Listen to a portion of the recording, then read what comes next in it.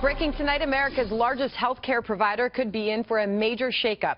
President-elect Trump is now signaling that the status quo at the VA will not be allowed to continue under his watch, and that improving care for our veterans could be all about limiting the government's current monopoly on services.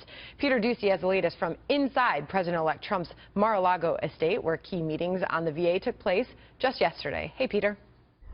Sandra, a public-private option is on the table for the Veterans Affairs Administration under soon-to-be President Trump, and a senior transition official is explaining why the next president wants to give veterans the choice between public treatment and private treatment options with this line, quote, "Some vets love the VA, some vets want to go to the VA, so the idea is to come up with a solution that solves the problem. And it's not the easiest thing in the world because you've got all these little kingdoms out there, which is hard. You know, in the federal government, it's hard to break things up and start over."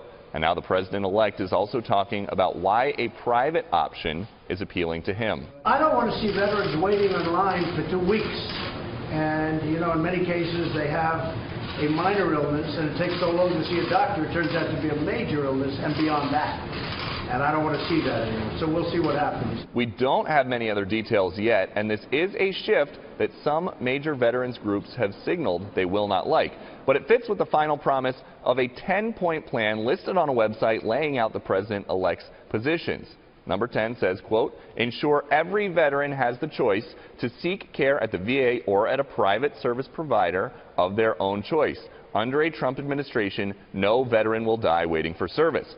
The news about the possibility of a public-private option came after the president-elect met at Mar-a-Lago with executives from some of the world's best healthcare providers, including the Mayo Clinic, Johns Hopkins, Partners Healthcare, and the Cleveland Clinic, whose CEO, Dr. Toby Cosgrove, has been mentioned by transition sources as a leading contender to win the VA secretary nomination. On a conference call with reporters this morning, a transition official said the president-elect is not feeling pressure to quickly nominate a VA secretary, instead saying that this is taking so long because he wants to make sure he finds someone who shares his understanding of what the VA's most urgent needs are.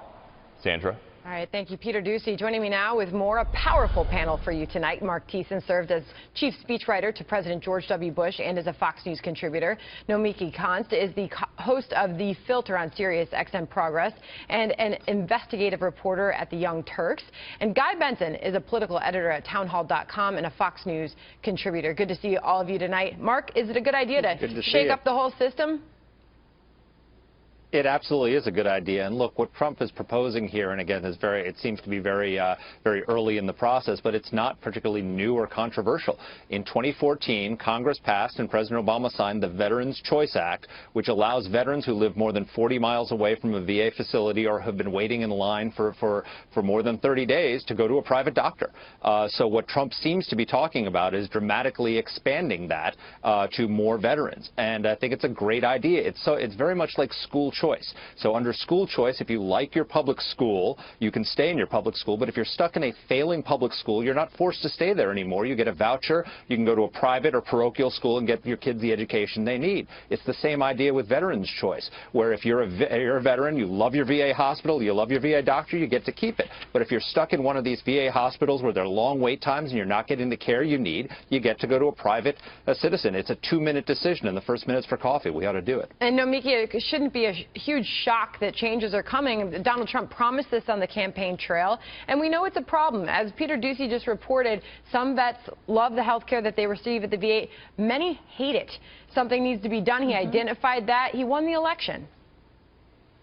Veterans deserve the best care possible, and no doubt the VA needs reform. But this is all the problems root in the fact that the VA has not been funded properly. Over the past decade, Republicans have been playing political football, cutting funding for the VA. Just in 2015 alone, there was $1.4 billion cut, led by Republicans. That's $690 million of the VA that was cut. Of course, the goal was they wanted to privatize the VA so they could make money off of the VA and veterans. The reality is this would all be solved. Veterans would receive the proper care if the VA was funded completely. The problem is it's been slashed and cut, and the expense goes, I mean, our veterans, our heroes, are suffering the consequences of political games. All right, so Guy, I mean, this partial privatization, they say this is just one of the options on the table. And I want to tell you what we're dealing with as far as what Americans want here. The vast majority of veterans, 87%, believe the federal government should provide a health care system, but 50%, half of them, say the health care system that's being provided is just not living up to the promise. Well, it definitely is not living up to the promise, not just in substandard care that we've seen in a bunch of instances around the country, but also long waiting lines, many of which were covered up infamously by bureaucrats trying to protect their own fiefdoms and their own bonuses in that horrible VA scandal. The status quo is unacceptable, and our veterans deserve better. Now, it's a canard, unfortunately, that the VA has not been funded. Since 2000, the VA's budget has roughly tripled. Since 2000, okay? So this is not just, hey, let's take out the money shovel and pile more cash onto this. This is a systemic problem that needs root and branch reform, and giving the opportunity to veterans to escape a system that might be failing them and go seek private care with some of that taxpayer money. I think, like Mark, I'd say that's a no-brainer. All right, we all agree we want the absolute best for our veterans in this country.